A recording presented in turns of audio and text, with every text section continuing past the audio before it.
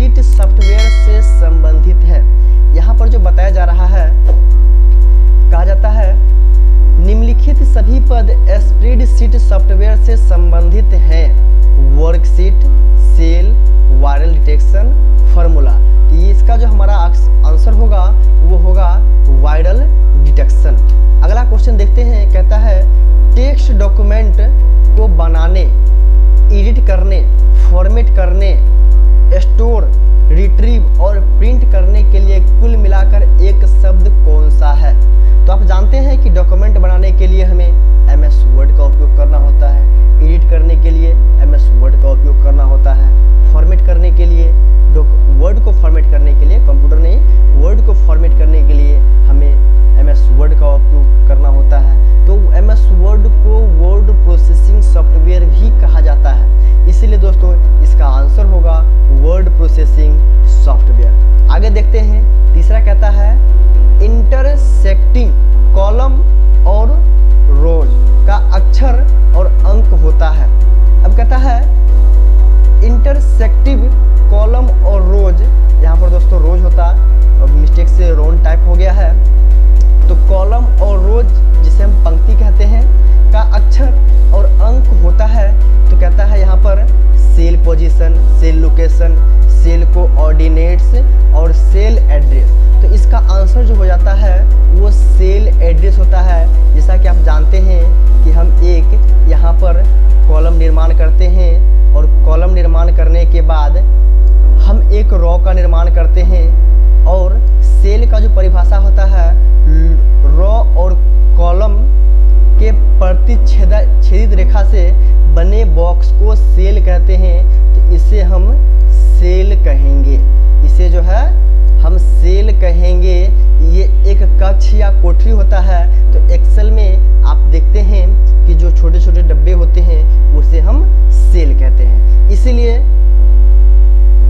यहाँ पर इस कॉलम में, इस बॉक्स में हम लिखते हैं कि ये कहाँ पे लिखा जा रहा है, क्या है, तो इसे हम सेल एड्रेस से डिनोट करते हैं। चलिए दोस्तों आगे बढ़ते हैं चौथे क्वेश्चन की तरफ। कहता है उन फर्मों को क्या कहते हैं जिनका प्रयोग बिजनेस डेटा को रोज मतलब पंक्ति और कॉलम मतलब स्तंभ में व्यवस्थित करने के लिए किया जाता है।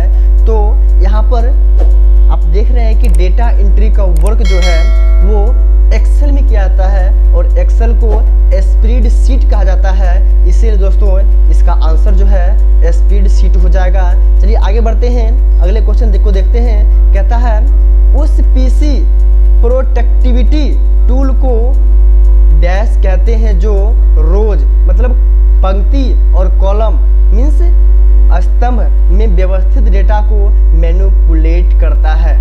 तो रो और कॉलम से आप यहाँ पर समझ सकते हैं कि रो और कॉलम का वर्क एक्सेल में होता है और एक्सेल को ही स्प्रेडशीट कहा जाता है। इसीलिए हमारा ये आंसर हो जाएगा स्प्रेडशीट। छठे क्वेश्चन की तरफ आगे बढ़ते हैं। कहता है एक पीसी यूनिट के मदरबोर्ड पर विभिन्न समानांतर इलेक्ट्रिकल कंडक्टिंग लाइनों के सेटों को आपस में जुड़े रहते हैं। इन लाइनों को क्या कहा जाता है। जी हो दोस्तों, आप देखते होंगे मोबाइल चार्जर के मदरबोर्ड में या मोबाइल के मदरबोर्ड में या कंप्यूटर के मदरबोर्ड में जो महीन धागा नुमा संरचना लाइन जो होती है उसके द्वारा विद्युत प्रवाह को आदान प्रदान किया जाता है, डाटा को आदान प्रदान किया जाता है, उसे हम बस कहते हैं, बस। आगे बढ़ते हैं अगले क्वेश्चन की तरफ, देखते हैं सातवें क्वेश्चन को। कहता है स्टोरेज डिवाइस के मेन फोल्डर को क्या कहते हैं। स्टोरेज डिवाइस के मेन फोल्डर को रूट डायरेक्टरी कहा जाता है। अगले क्वेश्चन बढ़ते हैं, फाइल को अक्सर क्या कहते हैं। फाइल जो है, फाइल को अक्सर डॉक्यूमेंट कहा जाता है, फाइल को अक्सर डॉक्यूमेंट कहा जाता है। कहता है न्यूमेरिकल और स्टैटिस्टिकल कैलकुलेशन करने के लिए निम्नलिखित में से कौन सा सॉफ्टवेयर एप्लीकेशन उपयुक्त होता है। तो यहाँ पर आप जानते हैं कि डाटा एंट्री का वर्क जो है एक्सेल में किया जाता है, तो यहाँ पर कैलकुलेशन होता है। तो कैलकुलेशन जो है स्प्रेडशीट सॉफ्टवेयर यानी कि एक्सेल में किए जाते हैं। इसका आंसर जो है वो हो जाएगा स्प्रेडशीट।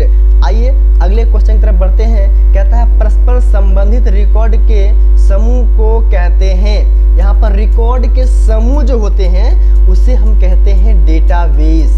हम जो एक्सेल में काम करते हैं उसके समूह को बना कर रखते हैं तो उसे यहाँ पर कहा जाता है, रिकॉर्ड के समूह को डेटाबेस कहते हैं। लेकिन उस रिकॉर्ड के समूह को काम करने के लिए हम स्प्रेडशीट का उपयोग करते हैं। तो यहाँ पर ध्यान रखिएगा दोस्तों, स्प्रेडशीट नहीं डेटाबेस इसका आंसर होगा। चलिए अगले क्वेश्चन की तरफ बढ़ते हैं। कहता है नई स्लाइड के लिए कीबोर्ड शॉर्टकट की क्या है। जैसे आप जानते हैं कि नया पेज लेने के लिए Ctrl+N होता है, ठीक उसी प्रकार से पावर पॉइंट में जिसे हम स्लाइड प्रेजेंटेशन कहते हैं तो वहाँ पर नए पेज नहीं, हम वहाँ पर स्लाइड कहते हैं। इसीलिए यहाँ पर कहा जा रहा है कि नई स्लाइड लेने के लिए शॉर्टकट की क्या होता है। यहाँ पे कंफ्यूजन न करते हुए Ctrl+N का ऑप्शन में हमें टिक करना है। तो चलिए अगले क्वेश्चन की तरफ बढ़ते हैं। कहता है प्रथम गणना यंत्र, इसे हम प्राचीन गणना यंत्र भी कह सकते हैं, एंशिएंट कैलकुलेशन मशीन या एंशिएंट कैलकुलेटिंग डिवाइस भी कह सकते हैं। तो प्राचीन समय में जो सो गणना की जाती थी वो एक एबेक्स पे गणना की जाती थी और एबेक्स का आविष्कार चीन में हुआ था। एबेक्स के आविष्कारक जो है वो एबेक्स नामक ही वैज्ञानिक थे। चलिए दोस्तों आगे बढ़ते हैं। कहता है पैकमैन नामक प्रसिद्ध कंप्यूटर किस काम के लिए बनाया गया था। तो पैकमैन नामक जो प्रसिद्ध कंप्यूटर है उसको खेल के लिए बनाया गया था। आपने पैकीमैन एक गेम भी देखा होगा, तो पैकीमैन गेम जो है वो पैकमैन कंप्यूटर के ऊपर ही बनाया गया है। तो पैकीमैन गेम, तो पैकमैन नामक का प्रसिद्ध कंप्यूटर जो है वो खेल के लिए बनाया गया था। दोस्तों चलिए आगे बढ़ते हैं। कहता है किसने प्रथम मैकेनिकल कैलकुलेटर का निर्माण किया था। तो ब्लेज पास्कल ने 1645 ईस्वी में, ब्लेज पास्कल ने 1645 ईस्वी में 1645 ईस्वी में इसका निर्माण किए थे, जो इंटरलॉकिंग गियर सिस्टम पर आधारित था। इसे एडिंग मशीन भी कहा जाता है क्योंकि इसमें जोड़ घटाव उस समय किया जाता था। एडिंग मशीन ये इंटरलॉकिंग गियर पर आधारित था जिसमें 0 से लेकर 9 तक के संख्याएं उपलब्ध थी। चलिए दोस्तों आगे बढ़ते हैं अगले क्वेश्चन की तरफ। कहता है किसने पंच कार्ड का आरंभ किया। पंच कार्ड का आरंभ किसने किया। यहाँ पर ऑप्शन दे रखा है पास्कल, जैकवार्ड, पावर्स। इनमें से किसी ने पंच कार्ड का निर्माण नहीं किया। पंच कार्ड का निर्माण हरमन होल्डिथ ने किया था, इसीलिए इनमें से कोई नहीं इसका आंसर होगा। दोस्तों चलिए आगे बढ़ते हैं। वह कंप्यूटर जिसका निर्माण प्रथम पीढ़ी कंप्यूटर से पहले हुआ था, यानी कि प्रथम पीढ़ी का कंप्यूटर 1946 में आया था, लेकिन उससे पहले ही कंप्यूटर का निर्माण हुआ था। उसके बाद कंप्यूटर का रूप दिया गया फर्स्ट जनरेशन। तो इससे पहले जो कंप्यूटर का निर्माण हुआ था वो था इलेक्ट्रिकल कंप्यूटर। जी हाँ दोस्तों, इलेक्ट्रिकल कंप्यूटर। चलिए आगे बढ़ते हैं। कहता है लैपटॉप क्या है। लैपटॉप क्या है, यहाँ पर ऑप्शन आ रहा है ये सभी। ये कैसे होगा, ये सभी कैसे होगा, तो आइए देखते हैं। कहता है कॉम्पैक्ट द्वारा निर्मित कंप्यूटर, क्लिनिकल प्रयोगशाला में उपयुक्त कंप्यूटर, छोटे हल्के कंप्यूटर जो सूटकेस में भी आ सकते हैं। यहाँ पर लैपटॉप में ये सभी गुण मौजूद हैं, इसलिए यहाँ पर ऑप्शन जो होंगे ये सभी होंगे। कहता है सुपर कंप्यूटर क्या है। कहता है उपरोक्त में से सभी। तो फिर ये उपरोक्त में सभी कैसे होगा, आइए हम इस पर एक्सप्लेन करते हैं। कहता है यह तीव्र तथा महंगी कंप्यूटर सिस्टम होता है, एक साथ बहुत सारे प्रयोगता के साथ डाटा प्रोसेस करता है, बड़े संगठनों में उपयोग होता है, इसीलिए इसका उपयोग जो है, इसका हम लोग उपरोक्त सभी आंसर देंगे। कहता है कंप्यूटर की बुनियादी संरचना, बेसिस आर्किटेक्चर का विकास किसने किया था। तो आप देखेंगे चार्ल्स बेबेज, इन्हें कंप्यूटर का जनक भी कहा जाता है। चार्ल्स बेबेज जिन्होंने 1820 में इस पे काम करना आरंभ किए थे। 10 साल तक काम करने के बावजूद भी वो सक्सेसफुल नहीं हुए थे। तो इसीलिए चार्ल्स बेबेज को कंप्यूटर का जनक कहा जाता है, जिसका बुनियादी संरचना चार्ल्स बेबेज ने तैयार किए थे। चलिए दोस्तों अगले क्वेश्चन को देखते हैं। कहता है निम्नलिखित में से कौन सा सा सबसे बड़ा, सबसे तेज और सबसे महंगा कंप्यूटर है? तो आप जानते हैं कि सुपर कंप्यूटर सबसे तेज गति से काम करता है और जो सबसे तेज गति से काम करता है वो सबसे महंगा होगा। इसीलिए यहाँ पर सुपर कंप्यूटर को हम आंसर देते हैं। अगले क्वेश्चन को देखते हैं। कहता है सामान्य रूप से प्रयुक्त किया जाने वाला कंप्यूटर कौन सा है? तो आप जानते हैं कंप्यूटर 3 प्रकार के होते हैं, डिजिटल, एनालॉग और हाइब्रिड। ऑप्टिकल कोई कंप्यूटर नहीं है। तो आप देखते हैं कि सबसे पहले जो था वो था एनालॉग कंप्यूटर नंबर 1 में, नंबर 2 में था डिजिटल कंप्यूटर और नंबर 3 में हाइब्रिड कंप्यूटर जो डिजिटल और एनालॉग का मिक्सचर रूप था। तो यहाँ पर हम डिजिटल कंप्यूटर को सिंप्लीफाई करेंगे। जो सामान्य रूप से प्रयोग किया जाने वाला कंप्यूटर है वो डिजिटल कंप्यूटर है। चलिए दोस्तों आगे देखते हैं। कहता है क्रे क्या है? क्रे ये एक सुपर कंप्यूटर का नाम है। क्रे जो है सुपर कंप्यूटर का एक नाम है। चलिए दोस्तों आगे बढ़ते हैं। अगला क्वेश्चन हम देखते हैं। कहता है निम्न में से पंचम पीढ़ी के कंप्यूटरों की विशेषता कौन सी है? पांचवी पीढ़ी की जब कंप्यूटर आई तो वो आकार में बहुत छोटा, तेज गति से काम करने वाला, सस्ता हो गया, जो हर व्यक्ति अपनी जरूरत के हिसाब से खरीद कर उसका उपयोग कर सके। इसीलिए हम इसका आंसर देंगे घर घर उपयोग करना। चलिए दोस्तों आगे बढ़ते हैं। कहता है यात्रा करने वाले प्रयोक्ताओं मीन्स यूजर के लिए पोर्टेबल कंप्यूटर कौन से होते हैं? तो आप जानते हैं कि आप लैपटॉप को कहीं भी ले जा आ सकते हैं, इसीलिए यहाँ पर हम इसका आंसर देंगे लैपटॉप। आगे बढ़ते हैं। कहता है कंप्यूटर के आईसी चिप किस धातु के बनाए जाते हैं? तो जी हाँ दोस्तों, कंप्यूटर के आईसी चिप जिसे कहते हैं हम इंटीग्रेटेड सर्किट चिप, ये सिलिकॉन के बनाए जाते हैं।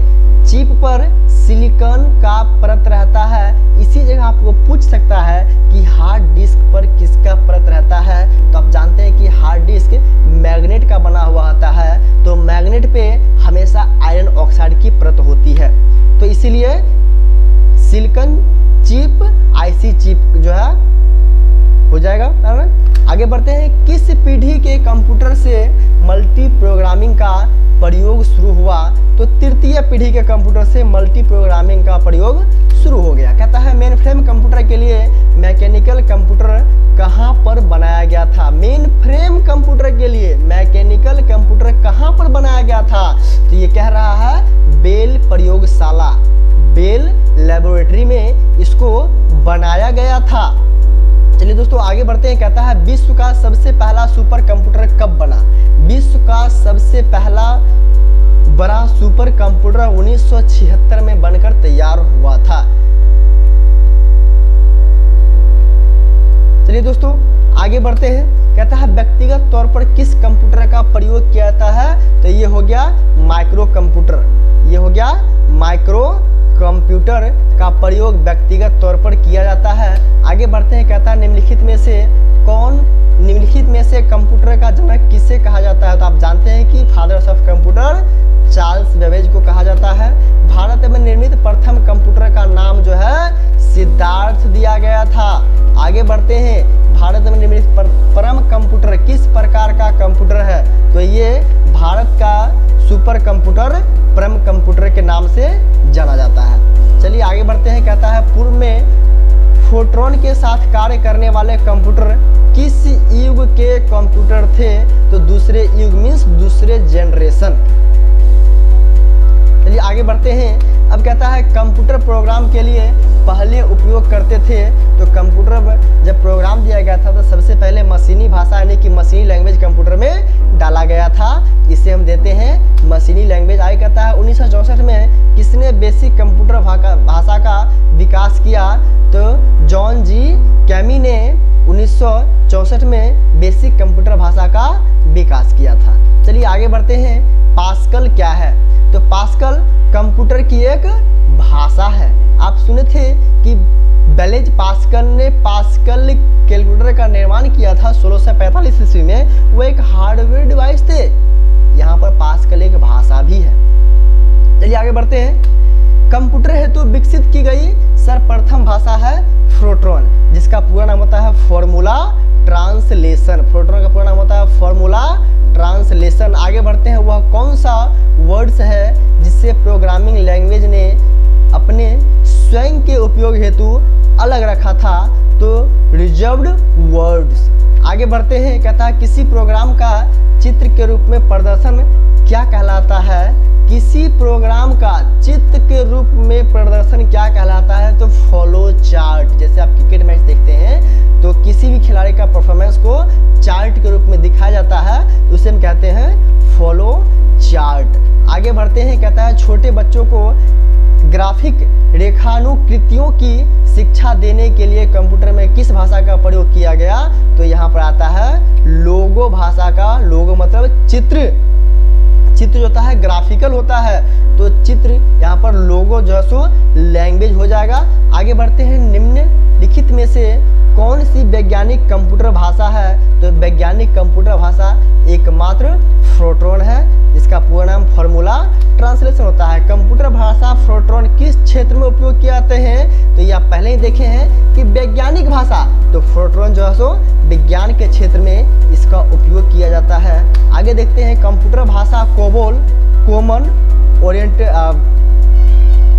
कंप्यूटर भाषा जो है कोबोल किसके लिए उपयोगी है? तो व्यावसायिक कार्य के लिए, व्यावसायिक कार्य के लिए इसका उपयोग किया जाता है। आगे देखते हैं, किस कंप्यूटर भाषा का प्रयोग वाणिज्यिक कार्यों में किया जाता है? उसी क्वेश्चन को दूसरे तरह से पूछने का एक तरीका है, तो इसे हम आंसर देंगे कोबोल। आगे बढ़ते हैं, कहता है अंग्रेजी भाषा के समान उच्च स्तरीय कंप्यूटर भाषा है। तो अंग्रेजी भाषा के समान उच्च स्तरीय भाषा, जिसे हम लो लेवल लैंग्वेज भी कहते हैं, एल लो लेवल लैंग्वेज, जो कोबोल लो लेवल लैंग्वेज के अंतर्गत आता है। फोर्ट्रॉन, एल्गोल एल्गोरिथमिक, पास्कल आदि भाषाओं को सिखाने के लिए किस भाषा को नींव का पत्थर कहा जाता है? तो बेसिक। आगे बढ़ते हैं, कहता है बेसिक भाषा का प्रयोग निम्न में से किस कार्य के लिए किया जाता है? तो यहाँ पर कहता है प्रारंभ में सरल भाषा सिखाने हेतु। तो यहाँ पर इसका आंसर होगा प्रारंभ में सरल भाषा सिखाने हेतु इसका उपयोग किया जाता है। अब कहता है भाषा जिसे कंप्यूटर बिना ट्रांसलेशन प्रोग्राम के समझता है कहलाता है, ये हो जाएगा गुप्त प्रच्छल भाषा। आगे बढ़ते हैं, ये कहता है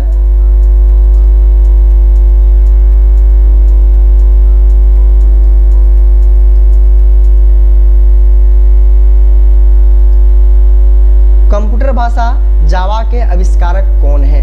सन माइक्रोसिस्टम। जावा के आविष्कारक जो हैं सन माइक्रोसिस्टम है। आगे बढ़ते हैं, सारे कंप्यूटरों में लागू होते हैं, यानी कि सभी कंप्यूटर में मशीनी भाषा का उपयोग किया जाता है। तो ये आज हमारे 50 महत्वपूर्ण क्वेश्चन जो पूरे हुए, जो bank, SSC, CGL, CHSL, MTS, NET, NEET इत्यादि कंपटीशन एग्जाम में पूछे जाते हैं। तो दोस्तों वीडियो कैसा लगा कमेंट करके बताएं, वीडियो को लाइक करें, दोस्तों को शेयर करें। यदि आप हमारे चैनल पर नए हैं तो चैनल को सब्सक्राइब करें, ताकि हर वीडियो का अपडेशन आपको सबसे